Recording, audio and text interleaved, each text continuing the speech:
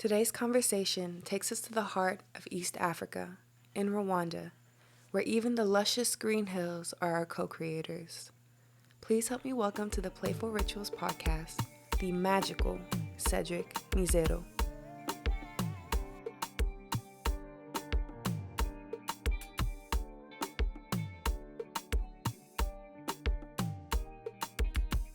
I'm from Rusizi in a place called Gishoma. It's a village called Gishoma. That's where I was born.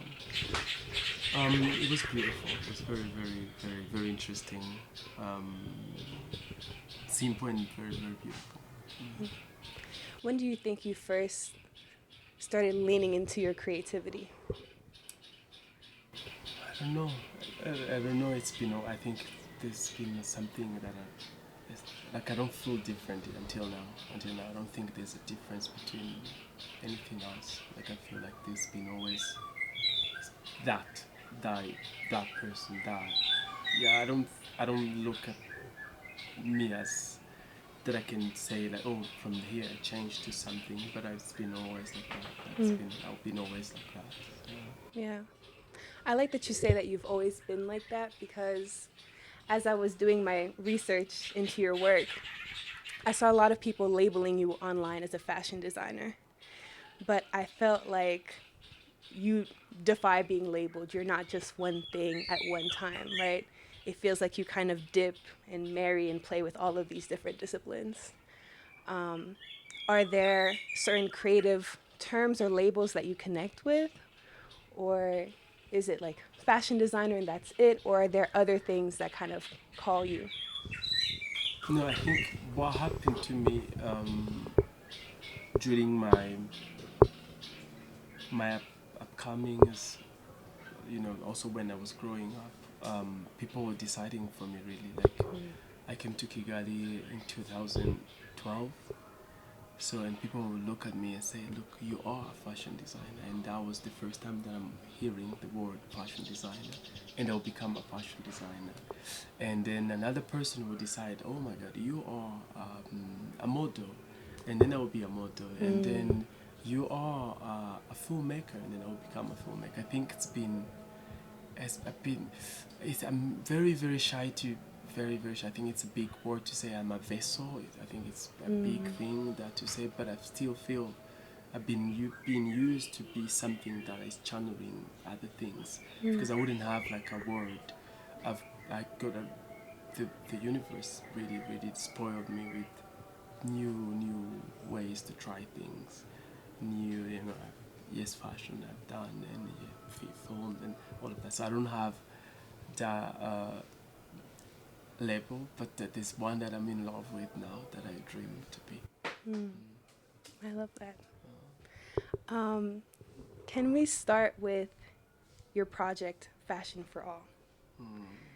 I came across the images that you shared online, and I was really struck by the portraits of these women dressed in these beautiful, vibrant clothes. And then in the backdrop, there's the nature, the setting, whether it's their home, whether it's the tea fields. Can you talk a little bit about what that project is and how you envisioned it? I think that's been already 7 years, 8 years, something. I think it was a project that we're really celebrating the women that I grew up seeing, friends of my mom, my aunties, people that I grew up with. And then I was always fascinated with the market since I was young. So that idea of like the beauty and the joy those people had, really I just wanted to portray that and just capture it, and also and then it comes we always want to talk, we always want to say something, and then with that I wanted to say, because I was already having access to the world of fashion where I was praised or appreciated, and I was like, actually fashion should be for everyone. It would be, because it comes back to the beauty that I've seen, and simply I wanted just to remind people about those beautiful people, what they can bring to the world and all of that. Yeah. No, I think you did a beautiful job with that because I spent a lot of time in Kayonza in Rinkwavu, which is also a rural area, like where you're from. And something that always frustrated me with the depiction of rural areas, at least from the Western perspective, is that it was always, it kind of robbed people of their dignity. You know, it showed a very specific image of poverty, of, you know, whatever it may be. But my experience then was seeing women who would do their hair and would put on these beautiful kitenges and would really were beautiful, like you said. And when they would go work, they were dressed beautifully. They would present themselves beautifully. So I think you really captured that dignity and that beauty. And I think one thing that's really moving about your work as well is that the women that you see in the photographs aren't just subjects; they're your collaborators as well. They're your peers. They're working alongside you. How has it been to work with them and create these things together? Yeah, I think really without them, I don't think I am nothing. You know, that's what I feel because they've been doing everything. They are the one, and they're even the one making things. I'm not just a very lazy person. So just really sticking on them, and there's the idea of of I don't know these days. I don't know. I'm a bit shy to say things because I'm like it's simple because I'm also catching up late maybe because I'm like if I use the word because also it's in English, it's not in Kenya Rwanda. Maybe it could have been different. It was like the women are the most beautiful people that knows also to care. I don't know if how we sound. I don't really know how I sound, but I know how it sound in me when I'm in Yes. it. So there's that part that I found in them that I cannot really present that work without the touch of a woman. Like I feel it would be wrong. So I don't know if I don't know. I have a feeling inside more than I can say it. So, but it's been a long journey with women that I've worked with, and I think I'm also very lucky spiritual. I connected with the women since I was young. So they're one of the most creature that I feel safe with always. So I don't have a problem with another part of human beings, but women itself, I always feel comfortable. I feel safe. So creating around them, it's been me, part of my life. Yeah. Yeah. It's not just the technical skills that they bring, it's also that feminine essence that's hard to define. I Yeah. cannot tell you like they are the one. I feel like maybe I haven't.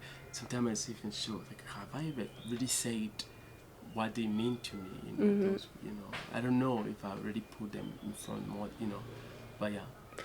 Well, I think that's the beauty of art, right? When we don't find the words to describe how we feel, we can still show it, we can still feel it. And in your work, we'll get to this later, but one of the things that really moved me is the fact that I feel such love and warmth coming from the way that you engage with people. It's palpable in the way that you shoot them, in the way that you dress them, that there's a real love and there's a real tender relationship there. It's not just a working relationship. So yeah, we don't need words to define things when we have art to just help us feel it.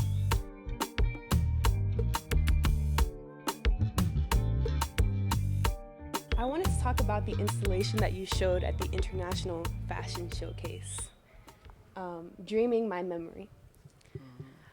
Well, first of all, you were the first artist to represent Rwanda there, which is incredible.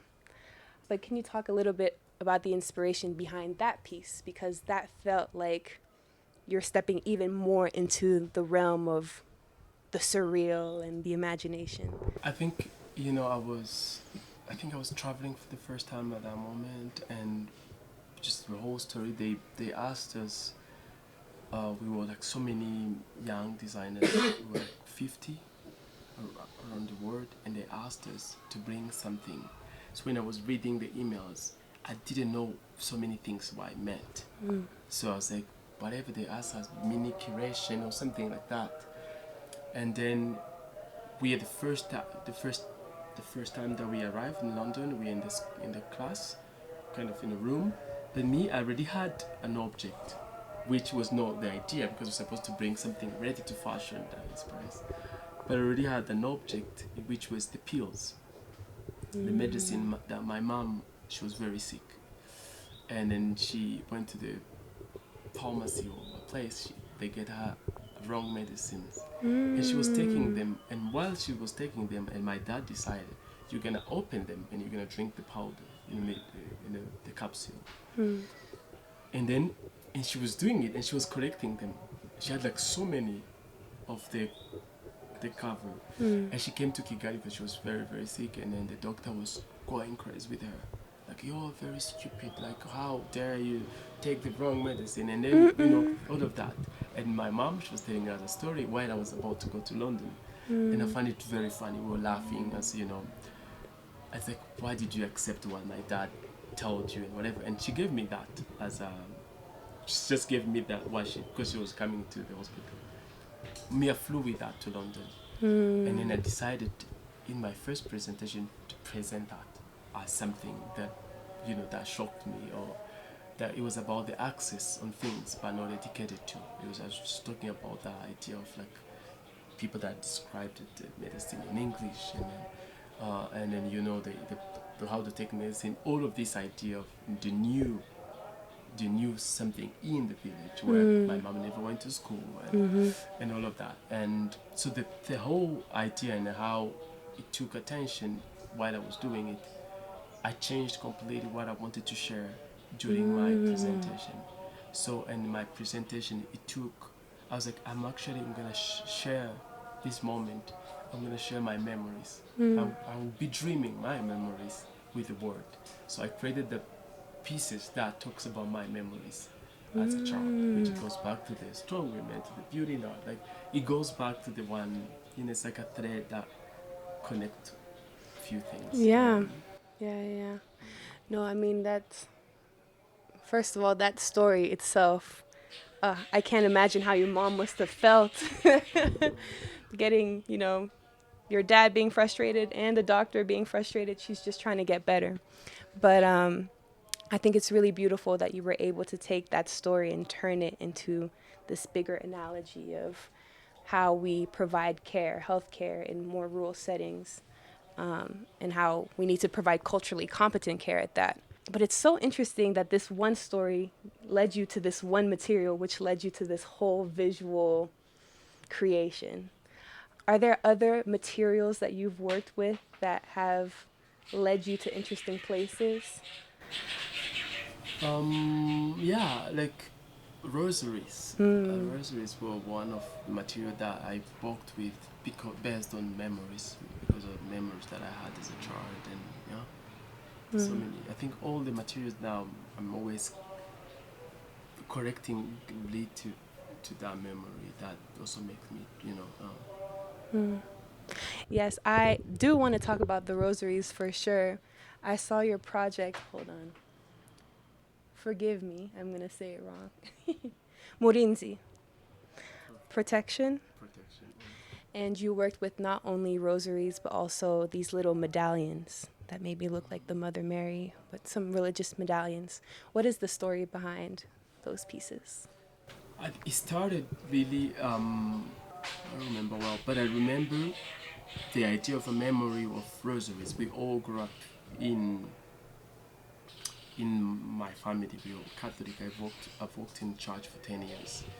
And then during, like, after like 2000, 2003, like, there was all this moment of fear, and your mom, she's trying to protect you with everything. So one of the most protection we had, it was rosary. My mom, she'll put you a rosary, and she'll put you the Virgin Maria, like, that is like choking you, like you cannot remove it, that thinking that's gonna be your protection. And I remember we didn't have electricity home, and we always with my sister, we will put it and we will look at it, the rosary, before we sleep. That was our game, because we had one that glows in the dark. Yes. It was all this memory that I had, and also how it became really something that protect. And then it's funny because when I was working on the film, we were required to do research in museums, and we went to the memorials against genocide against Tutsi. Mm. And I remember I was visiting, and most of the things that I was seeing, that always strikes me is like the rosary that they corrected. And I Mm. remember exactly that when I was young.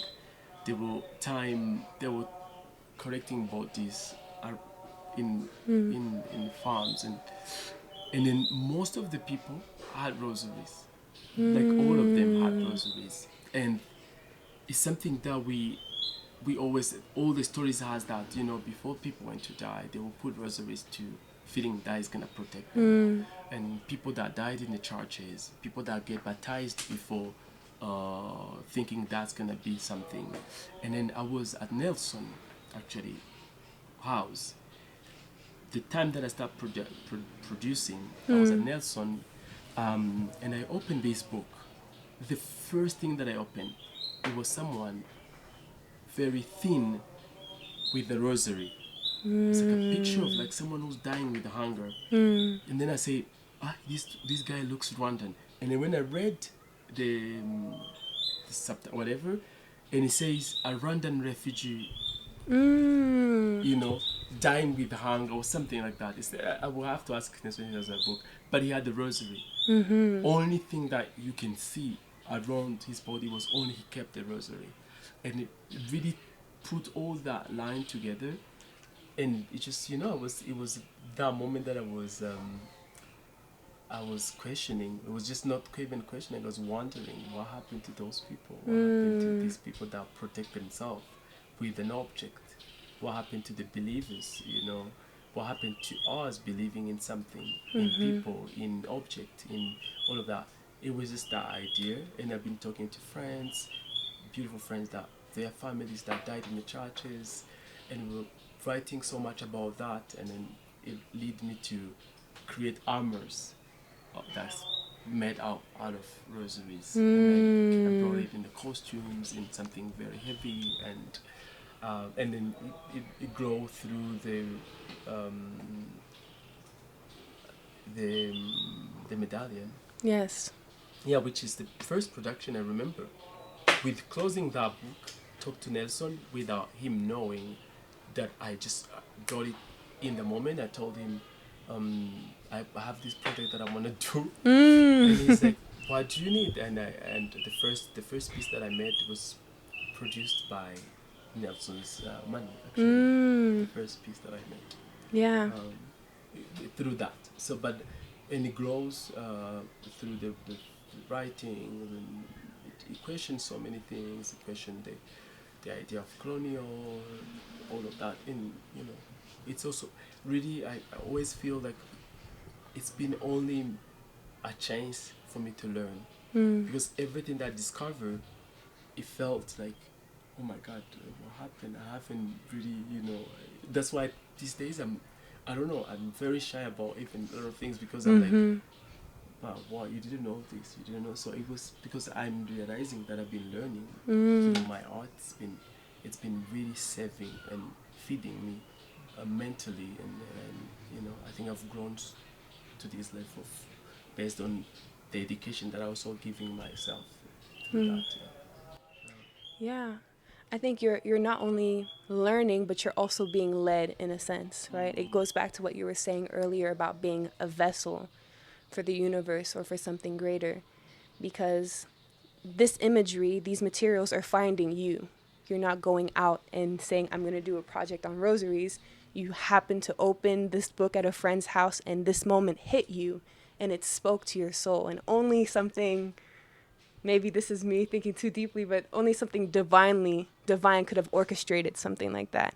And the fact that you're able to take that message and use your curiosity and say, okay, I want to investigate this. I want to see how this symbolism not only ties into my own memory, but the greater collective memory, the greater experience of Rwanda.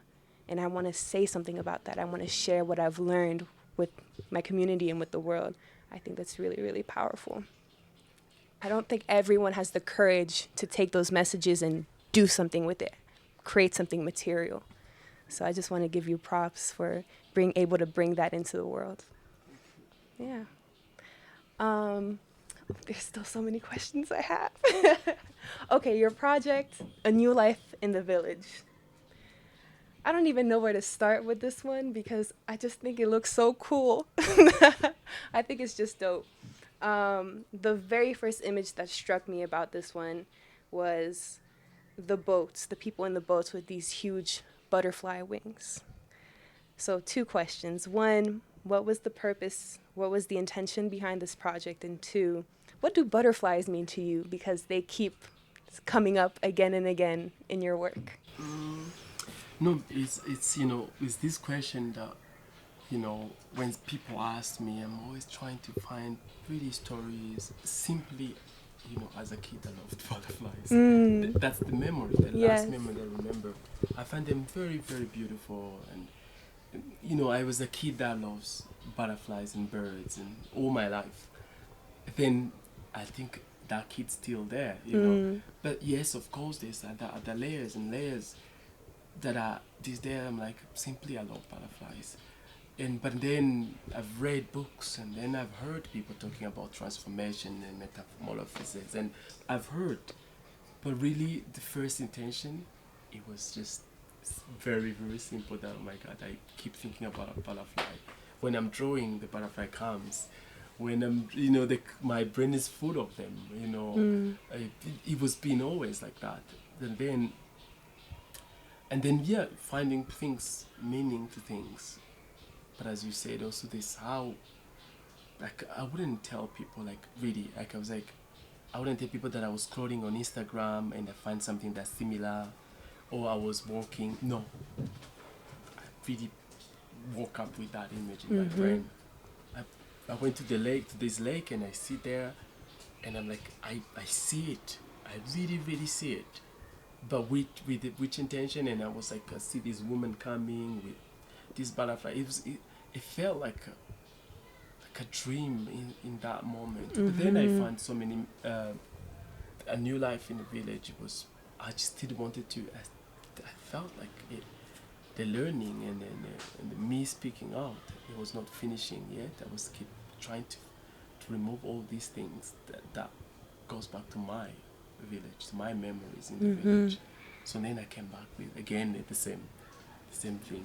Nothing have changed. I'm going back. I'm like, oh, I forgot to tell you about this. I forgot to tell you about this. But then now I'm coming with this world, with this universe, and I'm Mm, making them all this universe somewhere that you can also dream as someone who's looking at it, but mm-hmm. also without really having a lot of intentions. The intention is always to speak and you know. Yeah. It does feel very dreamlike. Very, very. Like when I was looking at it, I was trying to place, okay, what am I feeling? What am I seeing right now? And it feels like when you're in a dream and there are parts of the dream that feel familiar, that feel tangible. You look and this is my house. I can tell that this is my house. But then there are other parts that are so fantastical and so bright. You're like, okay, now I know I'm dreaming because what what am I looking at? And I feel like that's what you're able to capture so beautifully. It like you toe that line where you jump in and out of reality and it feels like a fantasy, feels magical. So I that's mean, I'm really lucky. Someone gave it to me somewhere. yeah. Yeah. And you're translating it. Yeah, and then it went through me. I don't know because I Yeah. wouldn't say it. Something did it. Mm. Something, yeah.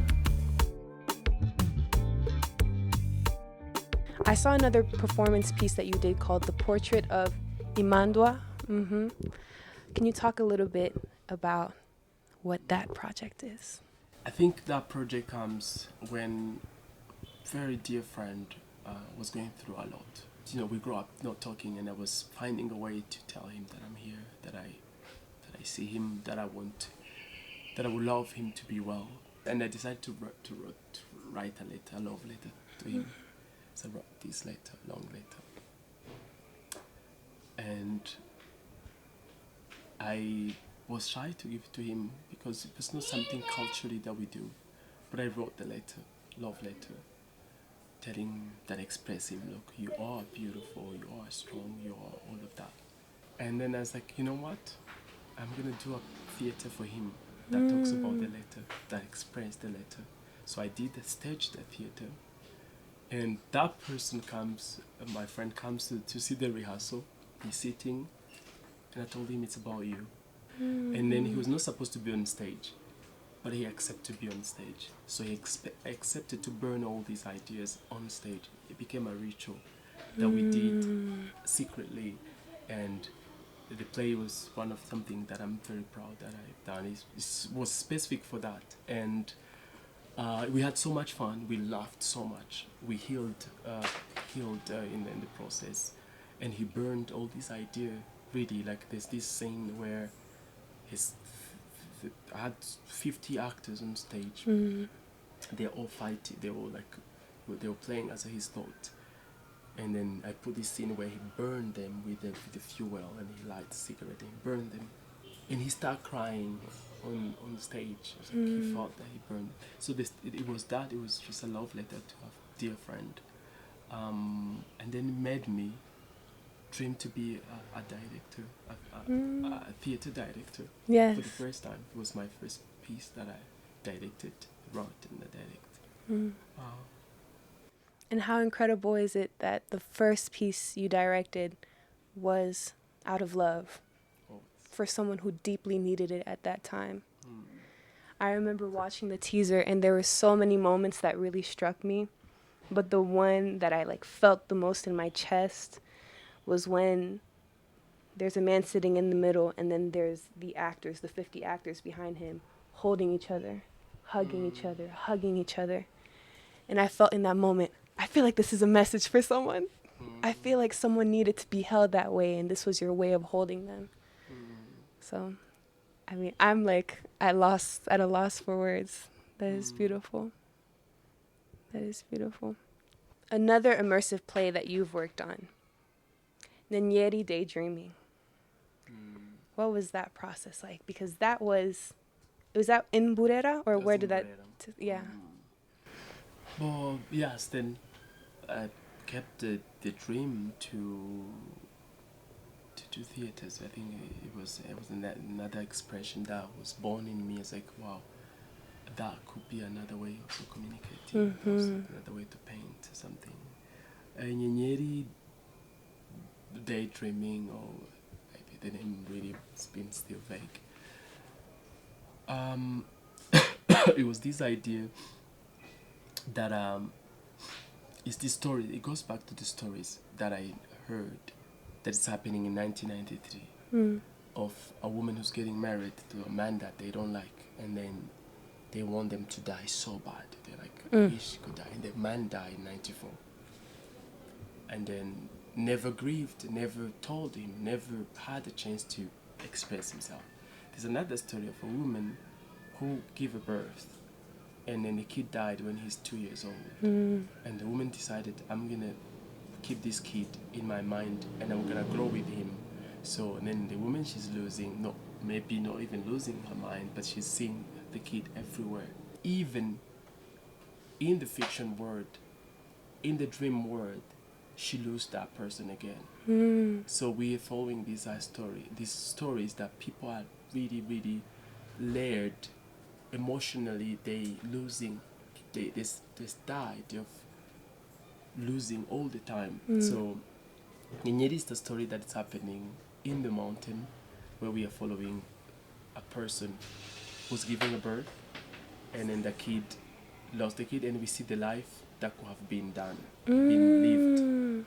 Yeah. But in a fiction world, marriage, that his death again the second time. Then, so I brought in the story other fiction things, like for example, there's this kid. They go in the market with the mom, and they're sitting on top of a mountain. They see the lake far from it, and then because the mom she was Rwandan in the fiction world, and then the kid asked the mom, like, Mom, why the island are not, like, why the island are far from the other mountains? Because the woman, she was so full of pain, and like she said, all the mountains did wrong to them, and they decided to leave themselves. They decided to go to live in the lake by themselves. So that's why they choose that solitude. They like, we cannot live with people. That's why, because she was speaking on her behalf, but she's telling a kid, and the kid replied, "I want to be a mountain." But then in the fiction, real world, she lost the kid, but she promised that the kid's gonna be the island. So we're following this mom who's gonna bury the kid in the lake to let the kid become an island. But when she's going to the barrier, she meet other people that has the same problems. She meet a friend of my sister who's want to vent, who never had the chance to vent about the husband. And all of the village that they meet in the water, they actually they don't care about what's happened. They all have something to say. So we end up in the middle of the lake, talking about our trauma, our grief, and making some conclusion and also note. But I wrote that based on things that were real, but thus I made it very, very how I was feeling. So Nyeri, it's an immersive play. It's 3 places. So it's in Musanze, in Burera. So you go for 1 hour, and you drive. You go to Gishkwati, where she's talking about the mountains, and these are all poems and monologue that I wrote about mountains. And we go to the lake. So we go to the lake. So it's 2 days play, and it starts at 4 in the morning with the sunset, with the sunrise, and it's this also the nostalgia of the beauty of Rwanda. Yes. I have this, really, I think I never traveled to so many places, but I think I cannot find something beautiful than Rwanda. So in the Nyenyeri, it's that I just really, really want to show people, even me, like I'm so curious, like it's so beautiful. Like I want to show those extremely beautiful views, extremely beautiful people. There's 500 actors, extras, and whatever. So it was all of that with stories. Yeah. And I've done the first one, and then this year I've done the second one, which has been always a trial. And I would really, the dream is to make it alive, and then everyone can see them, and we can cry in them, and we can sing, and we can laugh in them, and there could be so many directors that can have that path, that way we can travel the stories. Our body can also travel the stories. We can read books with everything, with ears, with our skin, and then we can I always feel like that's the idea, where the nature's gonna wake up with us. Yes. And this been the play. While the play was happening, the nature was with us, really. Things that will work up with us, that will work with us. The wind, actually, the wind was playing. It's an actor as well. The wind was one of my favorite. It really did the best part, where like you go in the forest and singing, and the birds, they woke up before us, and it was beautiful. I think, and there's a lot of silence. It start with this beautiful actor. She's looking at the character, and she say, "From now on, your mother tongue is silence." And then this long silence, very long silence, and then it's this very it's this immersive play that I'm being given way to also to see what we can do with it. But because it's immersive, because you're waking up as the mother would have, you're traversing the same landscape that she would have, you're feeling in the muscles the same, contractions as she's walking, as you're walking. You're really embodying the story. And then not only that, but at the end of the 3rd day, when you go to the lake, it's a ritual as well. Like you were saying about your friend, it's a ritual where she allows her grief to come through, and she allows herself to share stories about, her son. And you, as not only an audience member, but now a fellow character, a fellow actor, you allow yourself to let go of your own grief in that moment. So that really does feel like, you are facilitating people, helping facilitate people like working through their grief, which is, I think, something that surrounds every human being all the time. And we don't have those spaces to really let that go. So to do so, surrounded by community, surrounded by such beauty, is really, really special. I think that's magical.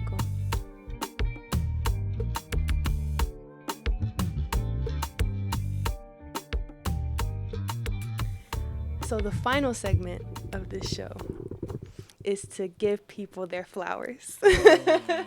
So here is your bouquet. Thank Here's you. your bouquet of flowers, but I also wanted to take the moment to metaphorically give you your flowers as well. Thank you. That's beautiful. Of That's very course, nice. please. Everyone needs more flowers. It's very nice, actually. I needed them. Good. You know, I needed them. Maybe it was meant to be. It was meant to be. But I did want to take a moment to not only thank you for having this conversation with me, but also for creating the work that you're creating. I mean, Janine and I have been tearing up in this conversation alone, and that is how I feel connecting to your work. I think you're incredibly, incredibly talented. The fact that you're able to not only visualize your own story, but also bring it together and meld it with the collective story of this country and of this region is something that's difficult to do, but you've done it with such grace, and you've done it with amazing partners. You've collaborated with the incredible women in the rural communities that you work in. You have opened doors for all different kinds of people from all different kinds of places to be real artists and to be recognized for the work that they do. And you've done it in a way that's really magical and beautiful. It's so visually appealing, it draws you into that world, but in a way still feels real and relatable. It still feels like Rwanda. It still feels like a place that I'm connected to.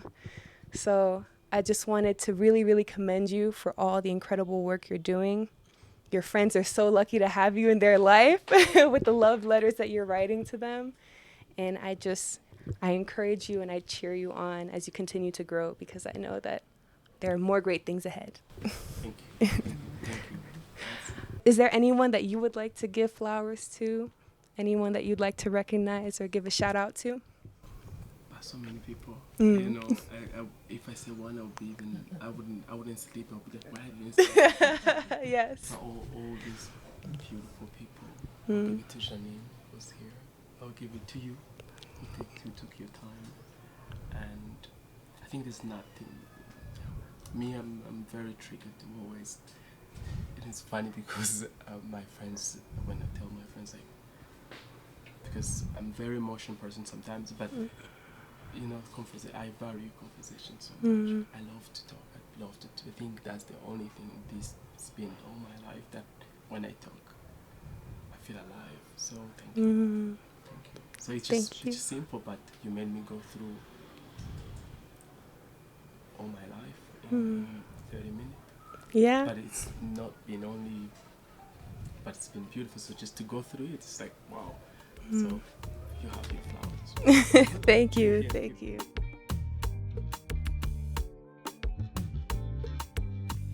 Thank you so much to Cedric for such a warm, open, tender-hearted conversation. I really, really enjoyed getting to hear more about the vision behind these different projects and how they came to him in such an organic, dreamy way.